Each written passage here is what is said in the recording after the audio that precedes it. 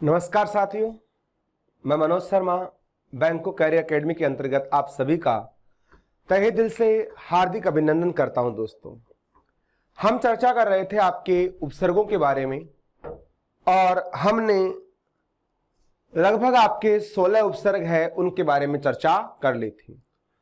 तो साथियों, हम पढ़ रहे थे आपके सबसे पहले जो मूल उपसर्ग है वो कौन से, आपके संस्कृत के उपसर्ग।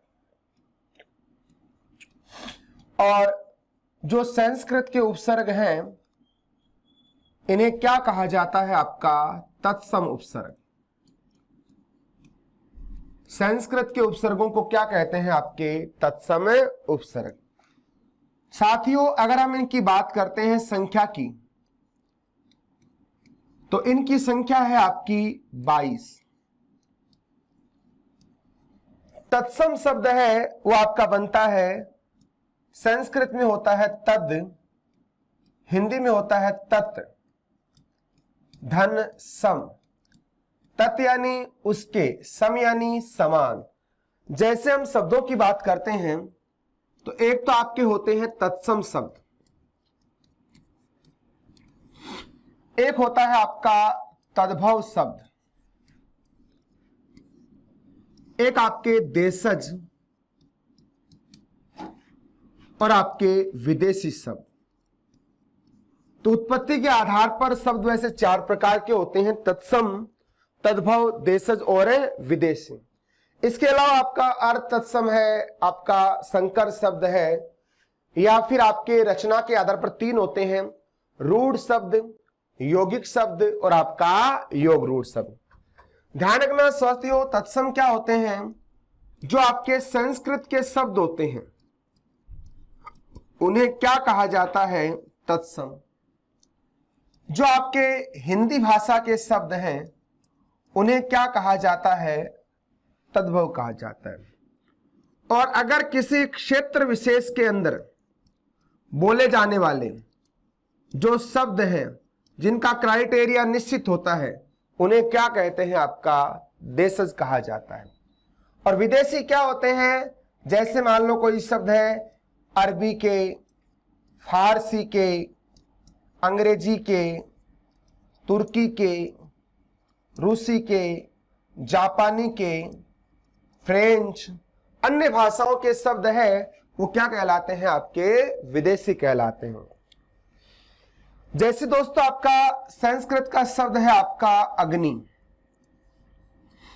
अग्नि है, संस्कृत में आता है अग्नि, जिसको आप हिंदी में क्या कह देते हो, आप आग कहते हो।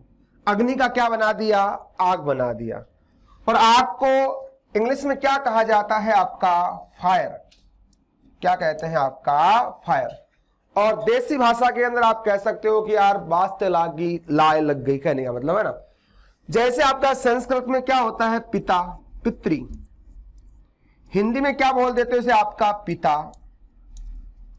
इन इंग्लिश क्या होता है, आपका फादर। और देसी भाषा में आप इसको कह सकते हो बाप कह देते हो। तो कहने का मतलब शब्द है वो आपके कई प्रकार के होते हैं।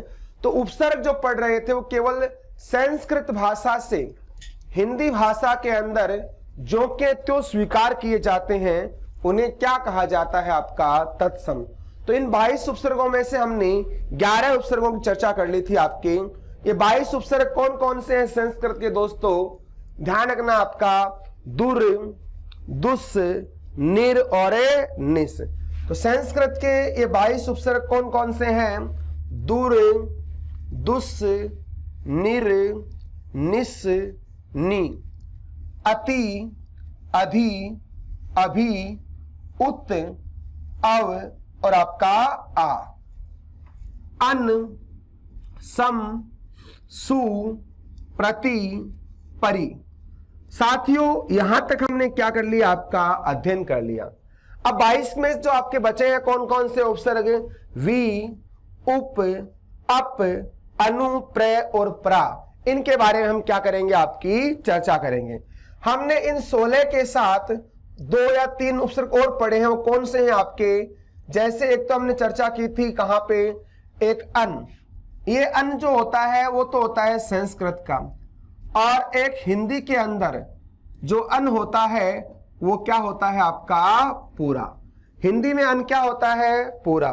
जैसे संस्कृत के अंदर सम क्या होता है आधा, वैसे ही आपका हिंदी के अंदर सम क्या होता है आपका पूरा होता है। और संस्कृत में एक क्या होता है परा और हिंदी में क्या होता है आपका पर। हिंदी में एक आपका उपसर्ग कौन सा होता है आपका पर। तो ये भी आपको ध्यान रखना है। तो ये आपके कुल जो 22 उपसर्ग हैं इनके बारे में हम एक एक करके क्या करेंगे अध्ययन करेंगे। 16 उपसर्गों के बारे में हमने क्या कर ली है आपकी चर्चा कर ली है। साथियों हमने आगे जो पढ़ेंगे वो आपका पढ़ेंगे वी उपसर्ग, उप, प्रप, अनु, प्रय और आपका प्राप। नेक्स्ट उपसर्ग लेते हैं आपका 17वां वी उपसर्ग। साथियों वी का अर्थ होता है विशेष। वी उपसर्ग है आपका क्रम संख्या 17। वी का अर्थ होता है विशेष, भिन्न या आपका विपरीत। साथियों एक ऐसा उपसर्ग है जो आपका दोनों अर्थों में आता है। वी उपसर्ग है वो आपका सकारात्मक अर्थ में भी यूज होता है और आपका नकारात्मक अर्थ में भी यूज होता है।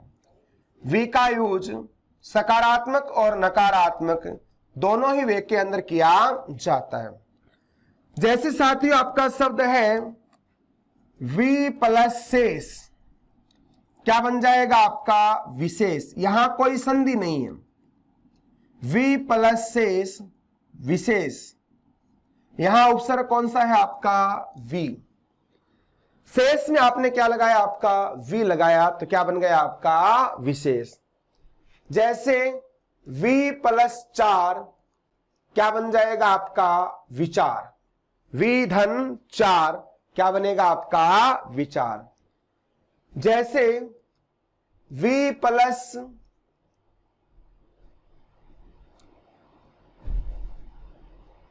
योग क्या बन जाएगा आपका वियोग। वी प्लस योग क्या बनेगा आपका वियोग। साथियों जो वियोग शब्द है इसका अपोजिट होता है आपका संयोग। वियोग है इसका अपोजिट क्या होता है आपका संयोग होता है। एक आपका रस होता है कौन सा श्रृंगार रस। श्रृंगार रस है जिसका स्थायी भाव क्या होता है आपका रति। रति यानी क्या होता है प्रेम। और इसके दो पक्ष होते हैं, एक तो आपका होता है संयोग श्रृंगार और एक आपका होता है वियोग श्रृंगार। श्रृंगार का स्थायी भाव क्या होता है रति और जिसके दो पक्ष होते हैं आपके संयोग और वियोग। ध्यान रखना साथियों श्रृंगार को क्या कहा जाता है रसराज कहा जाता है। रसों का क्या कहा जाता है आपका रसराज कहा जाता है। दो पक्ष होते हैं संयोग और आपका वियोग। संयोगावस्था होती है आपकी मिलन की अवस्था जहां दो व्यक्ति साथ रहते हैं और वियोग में क्या होता है आपका अलग अलग होते हैं। क्या होते हैं आपके अलग अलग होते हैं। तो कहने का मतलब जैसे हम काव्य के अंदर नायक नायिकाओं का वर्णन पढ़ते हैं आपका मलिक मोहम्मद जायसी का, जैसे आपका पद्मावत है तो बिसल देव रासो है, ऐसी रचनाएं पढ़ते हैं तो वहां आपके श्रृंगारिक रूप का क्या मिलता है आपको वर्णन मिलता है। यहां देखो आपका वी उपसर्ग है, यहां कोई प्रयास नहीं करना पड़ा, वी आपका क्या है डायरेक्टली दिखाई दे रहा है। तो पहचान के रूप में कह सकते हो या तो आपकी पहचान के रूप में क्या होगा वी आपको डायरेक्टली दिखाई देगा। इसके अलावा जो वी उपसर्ग है साथ ही हमने कहां पढ़ा जो आपकी यण संधि है। यण संधि के अंदर कुछ शब्द हैं वहां भी आपके क्या आते हैं वी उपसर्ग आता है। जैसे आपका शब्द है वी प्लस अंजन। वी प्लस अंजन संधि कौन सी है इसके अंदर आपकी यण संधि। तो वी धन अंजन क्या बन जाएगा आपका व्यंजन बन जाएगा। साथियों व्यंजन शब्द है वो एक वर्ण का प्रकार होता है और घर के अंदर स्वादिष्ट पकवान बनाते हैं उन्हें भी क्या कहा जाता है, आपका व्यंजन कहा जाता है। जैसे आपका शब्द है वी प्लस आकुल, क्या बन जाएगा, आपका व्याकुल बन जाएगा। वी प्लस अस्त क्या बनेगा, आपका व्यस्त बन जाएगा। वी प्लस उ है, व्यू है, जैसे किससे बनेगा, आपका वी धन उ है, तो वी में से ई निकाला, वह कितना, आधा। यण संधि के अंदर ई का क्या बनता है, ये कितना, आधा। सामने क्या है, उ, तो यह में दे दिया उ, तो क्या बन गया आपका यू। जैसे बोलते ना चक्र व्यू है, व्यू का मतलब होता है रचना, और व्यंजन है, व्याकुल है, व्यस्त है, व्यू है। और जैसे आपका वी प्लस आधि क्या बनता है, आपका व्याधि। साथियों व्याधि है, इसका मतलब होता है शारीरिक पीड़ा। व्याधि है, इसका शाब्दिक अर्थ होता है शारीरिक पीड़ा। किससे बनता है, आपका वी प्लस आधि से। और आधि यानी होता है मानसिक पीड़ा, और व्याधि यानी क्या होता है, आपका शारीरिक पीड़ा। अगर आपको शारीरिक रूप से अक्षम हो, चोट लग गई है, तो उसे क्या कहा जाता है, व्याधि। और अगर आपका परेशान रहते हो, मानसिक असंतुलन खराब है, तो जो आपकी मानसिक पीड़ा होती है, मेंटल स्थिति, उसे क्या कहते हैं, आपका आधि कहा जाता है। तो वी प्लस आधि क्या बनेगा, आपका व्याधि। जैसे साथ एक वाक्य आ गया कि चिंता एक भयंकर व्याधि है, ये वाक्य शुद्ध है या अशुद्ध है, अशुद्ध है। क्यों, चिंता आपकी कैसी होती है, मानसिक होती है, तो वहां वो क्या रहेगा, आपका आधि रहेगा। दूसरी संरचना क्या है इसके अंदर, आपकी अणसंधि में अर्धाक्षर वय के बाद में क्या है, आपका ये वह ये, तो यण संधि के अंदर आपको इस प्रकार से मिलेगा, क्या, आपका वी उपसर्ग। तीसरा देखो दोस्तों, कई बार क्या होता है, आपकी दीर्घ संधि के अंदर भी आपको इस प्रकार के शब्द मिल सकते हैं। जैसे आपका शब्द है वी प्लस इक्षक, क्या बन जाएगा, आपका विक्षक। संधि कौन सी है आपकी इसके अंदर, दीर्घ संधि, तो वी प्लस इक्षक क्या बन जाएगा, ई प्लस ई क्या बनेगा, आपका बड़ा ई बनेगा। तो विशेष है, विचार है, वियोग है, व्यंजन है, व्याकुल है, व्यथा है, व्यू है, विदिक्षक है, इनके अंदर आपका कौन सा उपसर्ग है, वी उपसर्ग है। आगे बढ़ते हैं साथियों, नेक्स्ट है आपका उप उपसर्ग। नेक्स्ट कौन सा है आपका, 18वां उपसर्ग है आपका उप उपसर्ग। तो क्रम संख्या क्या है आपकी दोस्तों, 18, और उपसर्ग का नाम क्या है आपका, उप। उप उपसर्ग है, इसका हिंदी अर्थ होता है सहायक। उप यानी क्या होता है, आपका सहायक। उप का मतलब होता है पास, नजदीक, छोटा, कई अर्थ हो सकते हैं। उप उपसर्ग है, इसके कई अर्थ हैं, सहायक, पास, नजदीक या छोटा। हिंदी का जो उप होता है वो आपका इंग्लिश का क्या कहलाता है, सब।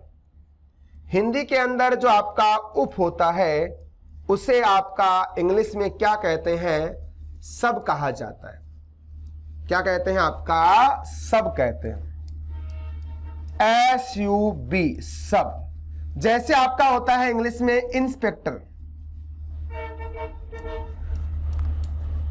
इंस्पेक्टर, और इंस्पेक्टर के पहले क्या लगाते हो आप, सब इंस्पेक्टर, सब इंस्पेक्टर।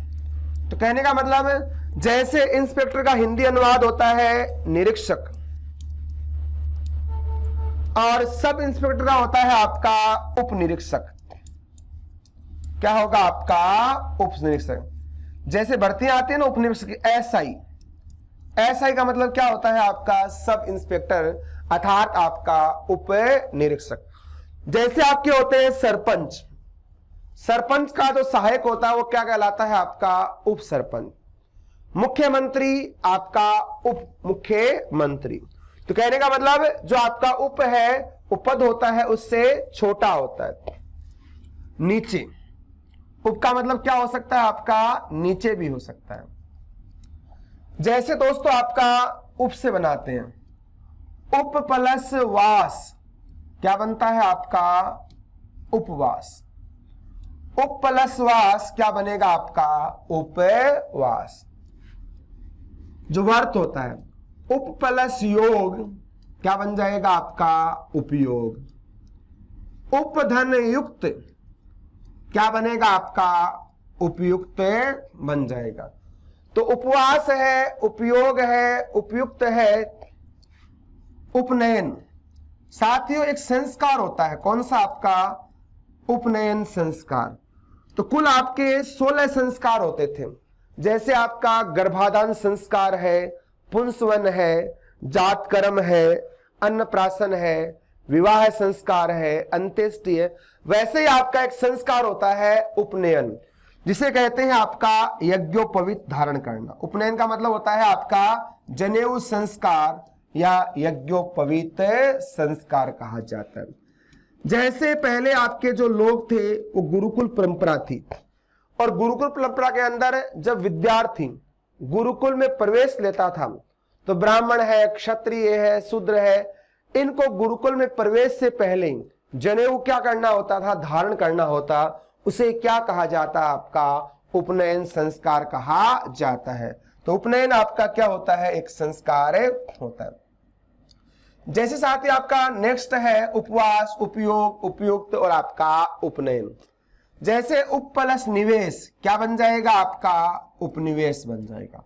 तो उप प्लस निवेश क्या बनेगा आपका उपनिवेश। उप प्लस मंत्री उपमंत्री। उप प्लस योजना उपयोजना। तो यहां तो आपका कोई मेहनत नहीं करनी पड़ रही है, आपको डायरेक्टली क्या दिखाई दे रहा है आपको उप दिखाई दे रहा है। जैसे एक तो होता है आपका उपतय का, ध्यान रखना, एक क्या होता है आपका उपतय का, इंपॉर्टेंट है। उपतय का विलोम क्या होता है आपका अधितय का। उपतय का है, इसका अपोजिट क्या होता है आपका अधितय का। उप और अधि, यहां अधि उपसर्ग है, यहां आपका कौन सा है उप। ध्यान रखना पर्वत है, इस पर्वत के नीचे तलहटी होती है ना, उसके अंदर अगर समतल भूमि है उसे तो क्या कहा जाता है आपका उपतय का। पर्वत होता है, उसकी तलहटी के अंदर जो समतल भूमि होती है उसे क्या कहा जाता है आपका उपतय का। और अधि का मतलब क्या होता है ऊपर। अगर किसी पर्वत के ऊपर कैसी भूमि है आपकी समतल भूमि, उसे क्या कहा जाता है आपका उपतय का कहा जाता है। अधितय का पर्वत के नीचे है वो क्या कहलाती है आपकी उपतय का, और पर्वत के ऊपर है अधि यानी क्या होता है उपसर्ग। यहां कौन सा उपसर्ग है आपका अधि उपसर्ग है, यहां कौन सा है आपका उप है। तो यहां डायरेक्टली आपको क्या दिखाई दे रहा है, कुछ शब्द होते हैं जिसके अंदर आपकी संधि हो सकती है। जैसे आपका उप प्लस अध्यक्ष उपाध्यक्ष, तो ए प्लस ए बराबर है आ, संधि कौन सी है इसके अंदर आपकी दीर्घ संधि। उप प्लस आचार्य उपाचार्य, यहां भी क्या है आपका दीर्घ संधि है। तो इन दोनों के अंदर आपकी क्या है दीर्घ संधि। जैसे आपका उप प्लस इक्सा, यहां गुण संधि है। उप प्लस इक्सा, इसके अंदर आपकी संधि कौन सी है गुण संधि। और उप प्लस इक्षित क्या बनता है आपका उपेक्षित। और ध्यान रखना उपेक्षित का मतलब क्या होता है आपका तिरस्कार। उपेक्षा या उपेक्षित का मतलब क्या होता है आपका तिरस्कार करना। और एक शब्द होता है अपेक्षा, यहां कौन सा उपसर्ग है आपका अप प्लस इक्षा, यहां भी आपकी संधि कौन सी है आपकी गुण संधि। और अपेक्षा का मतलब होता है आपकी इच्छा या कामना। अपेक्षा यानी क्या होता है आपका इच्छा या कामना, और उपेक्षा यानी क्या होता है आपका तिरस्कार। तो हमने आपका नेक्स्ट उपसर्ग पढ़ा है आपका उपसर्ग संख्या 18, उपसर्ग का नाम क्या है आपका उप। आगे बढ़ते हैं, अगला उपसर्ग है आपका अप। अप का मतलब होता है बुरा या विपरीत। नेक्स्ट उपसर्ग है आपका अप, क्रम संख्या कौन सी है आपकी 19। तो लिखो आपका नेक्स्ट उपसर्ग है आपका 19। उपसर्ग का नाम है आपका अप। अप का जो शाब्दिक अर्थ होता है वो होता है आपका बुरा या विपरीत। अप का मतलब क्या होता है आपका बुरा या विपरीत होता है। साथियों ये आपको डायरेक्टली दिखाई दे सकता है। जैसे कहीं आप जा रहे हो और रास्ते में अगर आपका बिल्ली रास्ता काट देती है तो आप क्या बोलते हो? अपशकुन हो गया। क्या हो गया आपका? अपशकुन। कि जिस काम को आप शकुन के साथ करना चाहते थे वो आपका उसका विपरीत प्रभाव क्या होता है आपका अपशकुन। कि ऐसा काम जिसके करने में आपको क्या नहीं मिले? शकुन नहीं मिले, आनंद नहीं मिले, उसे क्या कहा जाता है? आपका अपशकुन कह सकते हो। जैसे कोई आपको किसी बात पर गलत शब्दों का प्रयोग करता है, इसको बोलते हो आप इंग्लिश में अब्यूज, गाली देना, अपशब्द। तो अप प्लस शब्द क्या कहलाएगा? आपका अपशब्द कहलाएगा। अगर कोई आपका मान स्वाभिमान नहीं करता है तो आपका क्या हो गया? अप प्लस मान क्या बनेगा? आपका अपमान बनेगा। किसी ने आपका सम्मान नहीं किया तो क्या है? आपका अपमान बन जाएगा। जैसे आप किसी पैसों का दुरुपयोग करते हो, किसी को मोबाइल दिला दिया है ना, खर्चे करते हो अनावश्यक, तो अप प्लस वे, तो पैसों का दुरुपयोग करना क्या कहलाता है? आपका अपव्यय कहलाता है। जैसे मान लो आप किसी लड़की के प्रेम में चक्कर में पड़ गए और समाज में आपकी बदनामी हो गई, तो इससे आपको क्या मिलता है? आपको समाज में अपयश मिलता है। तो अप प्लस यश क्या होता है? आपका अपयश। अप प्लस कीर्ति क्या बनता है? आपका अपकीर्ति। तो कहने का मतलब साथियों आपका अपयश और आपका अपकीर्ति, इनके अंदर आपको डायरेक्टली क्या दिखाई दे रहा है? आपका अप दिखाई दे रहा है। कोई क्या नहीं है आपका अलग से निकालने का नहीं। कई बार क्या होता है, कुछ शब्द आपके संधि के अकॉर्डिंग भी आ सकते हैं। जैसे आपका शब्द है अपांग। अपांग किससे बना है दोस्तों? आपका यह बना है आपका अप प्लस अंग से। अप प्लस अंग संधि कौन सी होती है इसकी? ए प्लस ए, अर्थात क्या हो जाएगी आपकी? दीर्घ संधि। तो अप प्लस अंग क्या बनेगा? आपका अपांग। और साथ ही अप प्लस अंग से अपांग भी बनता है और अप प्लस अंग से क्या बनता है? अपंग भी। लेकिन अपंग है वो संधि का क्या है? आपका अपवाद है। और अपंग का मतलब क्या होता है? विकलांग। अपंग यानी क्या होता है साथियों? आपका विकलांग होता है। जो अंगों से रहित हो उसे क्या कहा जाता है? अपंग। और अपांग का मतलब होता है नेत्र पलक, आईलिड। आंखों की जो पलकें होती हैं उसे क्या कहा जाता है? आपका अपांग कहा जाता है। तो यहां संधि है दीर्घ, यहां क्या है? आपका अपवाद है। और जैसे गुण संधि के अंदर भी आते हैं आपके अप प्लस इक्सा, अपेक्षा। संधि कौन सी है इसके अंदर? आपकी गुण संधि। अप प्लस इक्सा क्या कहलाता है? आपका अपेक्षा। तो ए प्लस ई क्या बनेगा? आपका ए। संधि कौन सी है? आपकी गुण संधि। और अपेक्षा का मतलब क्या होता है? कामना या इच्छा। और उपेक्षा का मतलब होता है तिरस्कार करना। अपेक्षा का विलोम क्या हो जाएगा? आपका उपेक्षा। और अप प्लस इक्षित क्या बन जाएगा? आपका अपेक्षित। इन सभी शब्दों के अंदर आपका कौन सा उपसर्ग है? अप उपसर्ग है। तो यहां आपका कौन सा उपसर्ग है? अप उपसर्ग है। नेक्स्ट कौन सा बच गया आपका? अप के बाद में होता है अनु। अनु का मतलब होता है पीछे या समान। तो नेक्स्ट उपसर्ग लेते हैं आपका उपसर्ग संख्या 20 अनु। अनु का मतलब होता है आपका पीछे या समान। तो उपसर्ग संख्या आपका 20 क्या है? अनु। अनु उपसर्ग का शाब्दिक अर्थ होता है पीछे। अनु यानी क्या होता है? पीछे। समान, सहायक। अनु यानी क्या होता है? आपका पीछे समान या क्या होगा आपका सहायक। जैसे साथियों आपका शब्द है अनु प्लस मरण।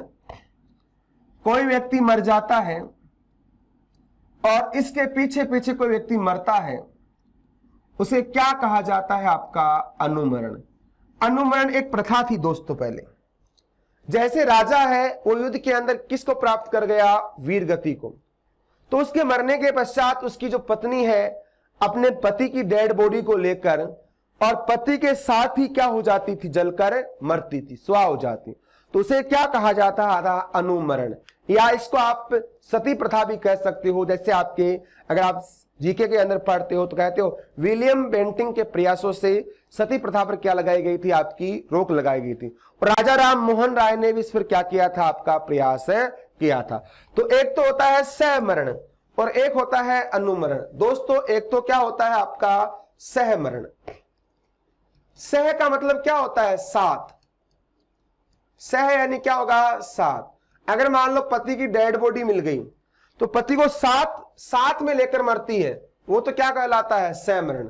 दोस्तों अनु का मतलब साथ नहीं होता है, अनु का मतलब होता है आपका पीछे।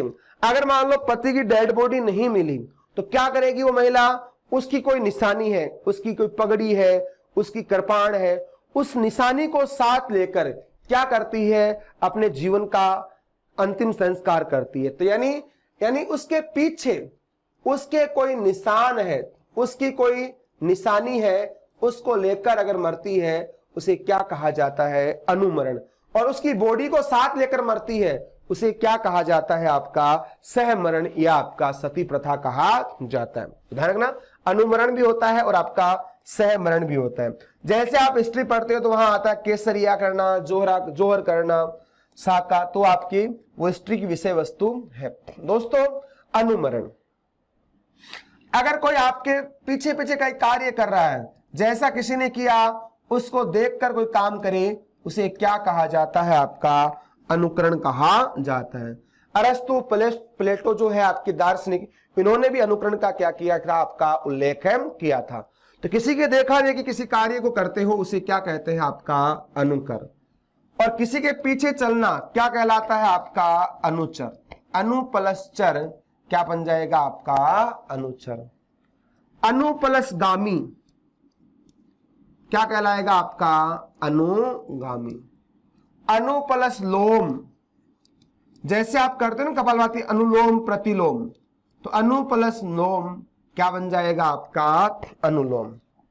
जैसे अनु प्लस सार क्या बनेगा, आपका अनुसार।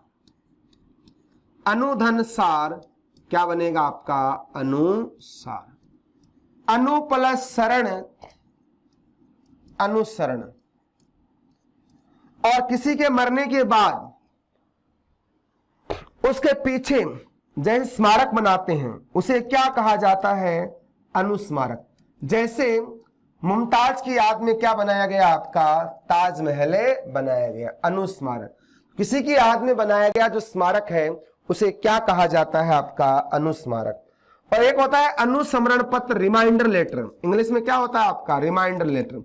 अगर आपने किसी को क्या लिखा है, खत लिखा है ना, लिखे जो खत तुझे तेरी याद में, है ना। तो अगर आपने किसी को क्या लिखा है, खत लिखा है, और अगले ने आपको क्या नहीं दिया, कोई जवाब नहीं दिया, तो पुनः याद दिलाने के लिए कौन सा खत लिखते हैं, आपका अनुस्मरण।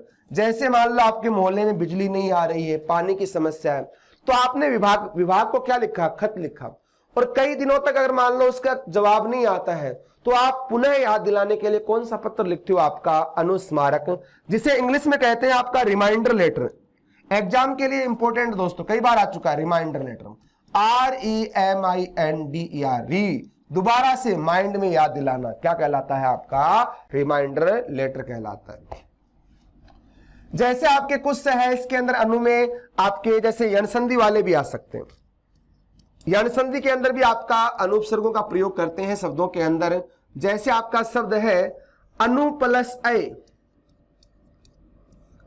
अनु प्लस अय क्या बन जाएगा, आपका अन्वय। कोई चीज है क्रम में आती है उसे क्या कहा जाता है, आपका अन्वय। अगर वाक्य के अंदर आपके कर्ता कर्म इनका संयोजन नहीं है तो क्या होता है, आपका अन्वय दोष होता है। जैसे शादी का एल्बम होता है तो उसके अंदर फोटो रखी जाती है, उनका भी क्या होता है, एक सीक्वेंस होता है कि पहले आपकी बान की है, फिर बारात की है, फिर आपके स्टेज की है, फिर समठूणी की है, फिर देवी दावता। तो हर फोटो का क्या होता है, आपका एक कर्म होता है। तो अनु प्लस अय क्या कहलाता है, आपका अन्वय कहलाता। और अनु प्लस एषण क्या कहलाएगा, आपका अन्वेषण, इन्वेस्टिगेशन करना, खोज करना। किससे बनेगा, आपका अनुधन एषण क्या बन जाएगा, आपका अन्वेषण बन जाएगा। तो अनु प्लस एषण क्या बनता है, आपका अन्वेषण बन जाएगा। और अनु प्लस इच्छा क्या बन जाएगा, अन्विक्षा। अनु प्लस इच्छा क्या बन जाएगा, आपका अन्विक्षा बन जाएगा। तो यहां आपकी इन तीनों में संधि कौन सी है, आपकी यण संधि। जैसे आपका अनु प्लस उदित, अनुदित, यह भी इंपॉर्टेंट शब्द है, इसमें आपकी दीर्घ संधि है। किससे बनेगा, आपका अनु प्लस उदित। तो उ प्लस उ क्या बनता है, आपका बड़ा उ। संधि कौन सी है, इसके अंदर आपकी दीर्घ संधि। तो साथियों यहां पर आपका कौन सा उपसर्ग है, अनु उपसर्ग है। अनु का मतलब होता है पीछे, और किसी के मरने के बाद उसकी कृपा दृष्टि से अगर नौकरी मिलती है उसे क्या कहा जाता है, आपका अनुकंपा। जैसे मान लो कोई पिताजी है, सरकारी विभाग में है और रिटायर होने से पहले उसकी डेथ हो जाती है, तो उसके पुत्र पत्नी इनको क्या मिल जाती है, नौकरी मिल जाती है। तो उसे क्या कहा जाता है, आपका अनुकंपा कहा जाता है। तो ये आपका उपसर्ग कौन सा है, अनु। आगे कौन सा बच गया, आपका उपसर्ग संख्या 21 प्र। प्र का मतलब होता है आगे या अधिक। अगला उपसर्ग क्या है, आपका प्र, आगे या क्या होगा, आपका अधिक होगा। नेक्स्ट उपसर्ग है आपका उपसर्ग संख्या 21 प्र, जिसका अर्थ होता है आपका आगे या अधिक। प्र उपसर्ग है जिसका शाब्दिक अर्थ क्या है, आपका आगे, अधिक, विशेष,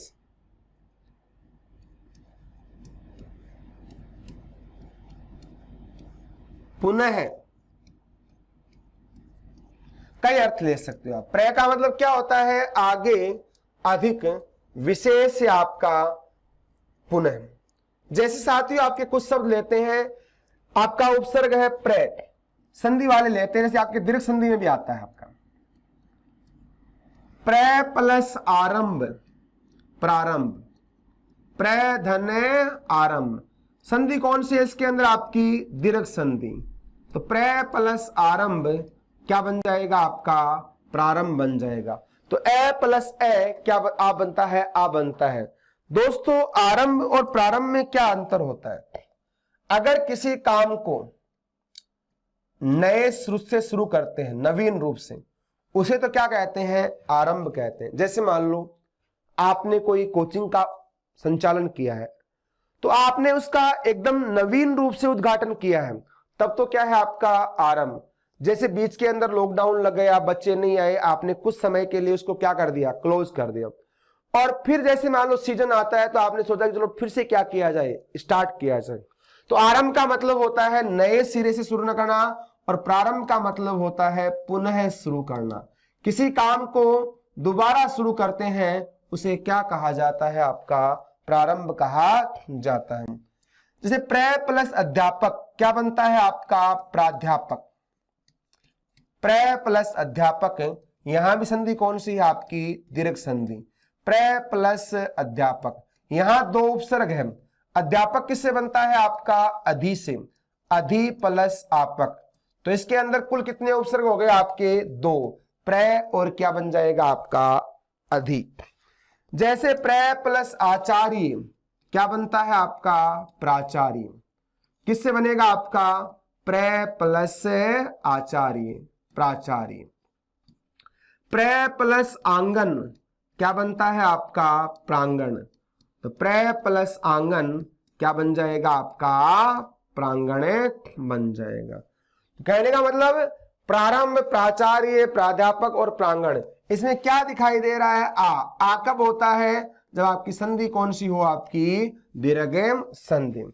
इसके अलावा जैसे मान लो आपका गुण संधि के अंदर भी क्या आता है, आपका प्रय उपसर्ग आता है। गुण के अंदर भी आपका प्रय उपसर्ग वाले शब्द आते हैं, जैसे आपका प्रेरणा। प्रेरणा किससे बनता है, आपका प्रय धन इरणा, तो ए प्लस ई क्या बनता है आपका ए। तो प्रेरणा यानी क्या होता है, आपका मोटिवेशन करना क्या कहलाता है, आपका प्रेरणा कहलाता है। तो कौन सा उपसर्ग है इसके अंदर, आपका प्रय उपसर्ग है। तो प्रय प्लस इरणा क्या बनेगा, आपका प्रेरणा। जैसे आपका प्रय प्लस इक्षक, प्रय प्लस इक्षक क्या बन जाएगा, आपका प्रेक्षक। यहां भी संधि कौन सी है, आपकी गुण संधि। और प्रय प्लस इत क्या बनता है, आपका प्रेत। प्रय प्लस इत यहां क्या बनेगा, आपका प्रेत। इन सभी के अंदर संधि कौन सी है, आपकी गुण संधि। पहचान के रूप में क्या दिखाई देगा, आ कब होगा, जब संधि कौन सी होगी, आपकी दीर्घ। ए कब होगा, जब संधि कौन सी आए, आपकी गुण। या फिर डायरेक्टली क्या दिखाई देगा, आपको प्रय दिखाई देगा। और जहां डायरेक्टली प्रय आएगा वहां आपका कोई संधि का नियम लागू नहीं होगा। जैसे आपका शब्द है प्रय प्लस योजन, क्या बन जाएगा, आपका प्रयोजन। यहां डायरेक्टली क्या है, आपका प्रय। प्रय प्लस गति क्या बन जाएगा, आपका प्रगति। प्रय प्लस लोभन क्या बन जाएगा, आपका प्रलोभने बन जाएगा। जैसे अगला है प्रय प्लस चार क्या बनेगा, आपका प्रचारे बन जाएगा। जैसे प्राण है दोस्तों, प्राण, प्राण में दीर्घ संधि है, प्रय प्लस आन क्या बन जाएगा, आपका प्राण बन जाएगा। तो कहने का मतलब इन सभी शब्दों के अंदर कौन सा उपसर्ग है, आपका प्रय उपसर्ग है। नेक्स्ट बच गया कौन सा, आपका परा। उपसर्ग का सबसे संस्कृत के 22 उपसर्गों के अंदर सबसे अंत में कौन सा है, आपका परा उपसर्ग। और परा का मतलब क्या होता है, विपरीत, पीछे या अधिक। तो नेक्स्ट उपसर्ग जो है आपका परा, इसका शाब्दिक अर्थ होता है विपरीत, पीछे या आपका अधिक। तो लास्ट उपसर्ग पढ़ रहे हैं संस्कृत का, आपका 22वां उपसर्ग है परा। और परा का शाब्दिक अर्थ होता है विपरीत, इसके अर्थ होंगे आपके विपरीत, पीछे, अधिक, परे। कई अर्थ आपके हो सकते हैं। परा है, इसका कई अर्थ हो सकते हैं, विपरीत, पीछे, अधिक और आपका परे। साथियों ये परा होता है वो तो किस में होता है, आपका संस्कृत में। और हिंदी के अंदर होता है आपका पर। हिंदी में क्या होता है, आपका पर। एग्जाम में आता है निम्न में से किस में परा उपसर्ग नहीं है या पर नहीं है, तो आपको कई बार इन दोनों के अंदर समानता मिलेगी। लेकिन समानता है या नहीं इसका पता आपको शब्दों के खंड करने पर लगेगा। तो आपका परा भी होता है और हिंदी में क्या होता है, आपका पर होता है। जैसे एग्जाम में प्रश्न आया था, प्रश्न क्या था आपका, प्रश्न ये था जय शब्द के साथ, जय शब्द के साथ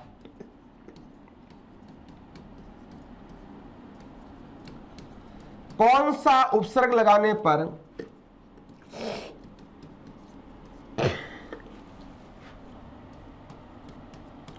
जय शब्द के साथ कौन सा उपसर्ग लगाने पर विलोम शब्द बनेगा। जय शब्द के साथ कौन सा उपसर्ग लगाने पर क्या बनेगा, आपका विलोम शब्द बनेगा। जैसे ऑप्शन नंबर आ गया 1 वी, ऑप्शन नंबर 2 आ गया ए, तीसरा आ गया सम और चौथा आ गया आपके सामने परा। कि जय के साथ कौन सा उपसर्ग लगाने पर इसका विलोम शब्द बनेगा। अब दोस्तों आपको सभी के साथ क्या लगा के देखना है, जय लगा के देखना है। जैसे वी प्लस जय क्या बन जाएगा, आपका विजय। ए प्लस जय क्या बन जाएगा, आपका अजय। और सम प्लस जय क्या बन जाएगा, आपका संजय। और परा प्लस जय क्या बनेगा, आपका पराजय। अब बताओ इनमें से कौन सा ऐसा शब्द है जो आपको इस जय का क्या दे रहा है, विपरीत अर्थ दे रहा है। और जय का मतलब क्या होता है, जीतना। जय यानी क्या होता है आपका, जीतना। और जीतने का विलोम क्या होता है आपका, हारना। तो हारना शब्द किसका होता है, विजय का मतलब भी क्या होता है, जीतना। और अजय का मतलब जिसे जीता नहीं जा सके उसे क्या कहते हैं आपका, अजय। और संजय का मतलब भी क्या नहीं होता, हारना नहीं होता। तो हारना मतलब किसका होगा आपका, पराजय का। तो कहने का मतलब जय के साथ परा उपसर्ग लगाने पर इसका विलोम शब्द क्या बन जाएगा आपका, पराजय बन जाएगा। तो इस प्रकार के प्रश्न है वो भी एग्जाम के अंदर बन सकते हैं कि आपके सामने शब्द देते हैं और इसका विलोम बनाने के लिए आपको किस प्रकार के उपसर्गों का प्रयोग करना पड़ेगा। तो सभी से आपके जय के साथ क्या लगाते हो, पराजय लगाते हो। साथ ही और बनाते हैं, जैसे आपका परा प्लस मर्स क्या बनता है आपका, परामर्श। परा प्लस जय क्या बन जाएगा आपका, पराजय। परा प्लस जित क्या बनता है आपका, पराजित, पराजित। परा प्लस काष्ठा क्या बन जाएगा आपका, पराकाष्ठा। परा प्लस विद्या, पराविद्या। परा प्लस विद्या क्या बन जाएगा आपका, पराविद्या।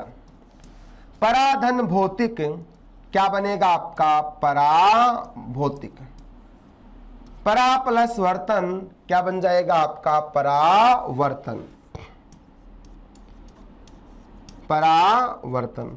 परा प्लस भूत क्या बनेगा आपका, पराभूत। तो इन सभी के अंदर दोस्तों आपका कौन सा उपसर्ग है, परा उपसर्ग है। डायरेक्टली क्या दिखाई दे रहा है आपका, परा। और साथ ही हिंदी के अंदर क्या होता है आपका, पर होता है। और पर का मतलब क्या होता है, अन्य या दूसरा, अन्य या दूसरा। पर है जिसका शाब्दिक अर्थ क्या होता है आपका, अन्य या दूसरा। जैसे आप कह सकते हो पर प्लस जीवी, जो किसी दूसरे पर अपना जीवन यापन करे उसे क्या कहते हैं आपका, परजीवी। पर प्लस तंत्र, तो दूसरों के अधीन रहे उसे क्या कहते हैं आपका, परतंत्र। और जो अपने अधीन रहे उसे क्या कहते हैं आपका, स्वतंत्र कहा जाता है। जैसे पर प्लस किया, पर किया। पर किया का विलोम क्या होता है, स्वकिया। ऐसी महिला जो अपने पति से स्नेह रखती है उसे क्या कहते हैं, स्वकिया। और किसी अन्य व्यक्ति से प्रेम करने वाली महिला को क्या कहा जाता है आपका, परकिया कहा जाता है। तो पर प्लस किया क्या बन जाएगा आपका, परकिया। जैसे पर प्लस आश्रित, देखो यहां क्या देता है, एग्जाम में आता है निम्न में से किस में भिन्न उपसर्ग है, तीन तो यहां से आएंगे। अब यहां भी क्या दिखाई दे रहा है आपको, परा, लेकिन यहां परा नहीं है दोस्तों। उपसर्ग कौन सा है, पर प्लस आश्रित। किसी दूसरे पर डिपेंड होना क्या कहलाता है आपका, पराश्रित। और खुद पर डिपेंड होना क्या कहलाता है आपका, स्वाश्रित। पर प्लस अवलंब, परावलंब। पर प्लस अवलंब, यहां भी कौन सा उपसर्ग है आपका, पर है।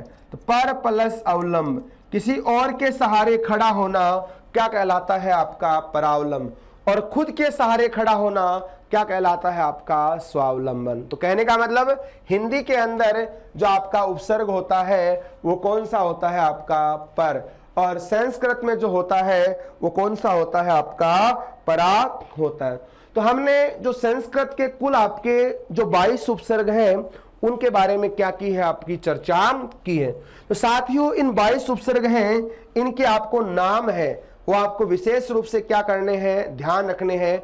एग्जाम में ऐसा प्रश्न भी बन सकता है कि निम्न में से कौन सा आपका तत्सम उपसर्ग नहीं है, कौन सा आपका संस्कृत का उपसर्ग नहीं है। तो वहां इन 22 में से 3 तो आपके क्या मिलेंगे, ऑप्शन में दिए जाएंगे और एक आपका ऑप्शन का नहीं होगा। तो ऐसी कंडीशन के अंदर आपको इसको ध्यान रखना है। 22 कौन कौन से हैं आपके, ध्यान रखना।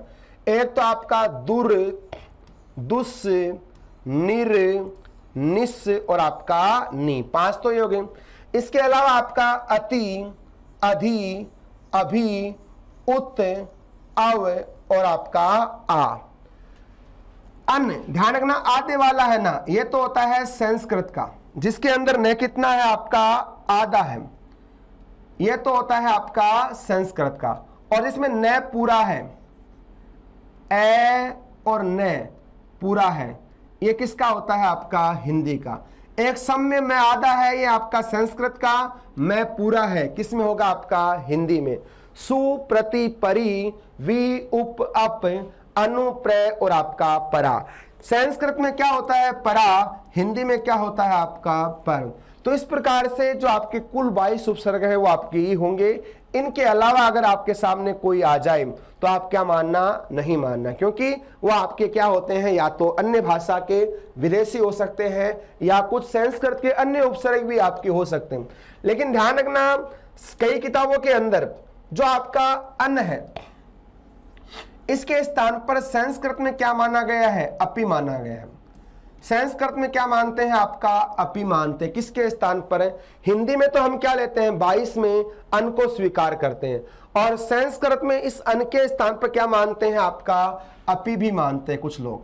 तो जैसे आपका अपि प्लस तू अपितु, अपि प्लस धान अपिधान, अपि प्लस हित क्या हो जाता है? आपका अपिहित। तो संस्कृत के अंदर जो हिंदी का संस्कृत का अन है, इसके स्थान पर कुछ किताबों में दिया संस्कृत व्याकरण में क्या है? आपका अपि।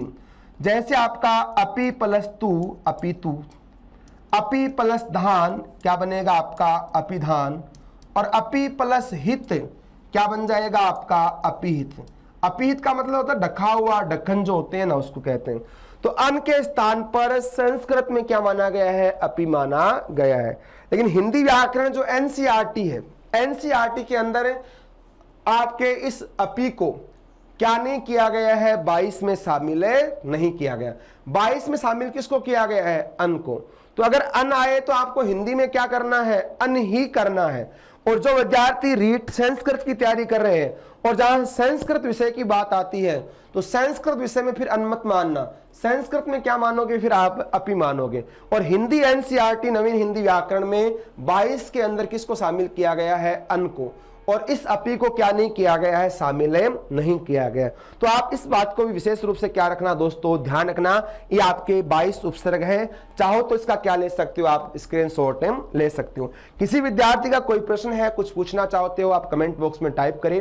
मैं आपका दोस्त आपके सामने फिर से हाजिर रहूंगा। आज के लिए इतना ही। जय हिंद, जय भारत।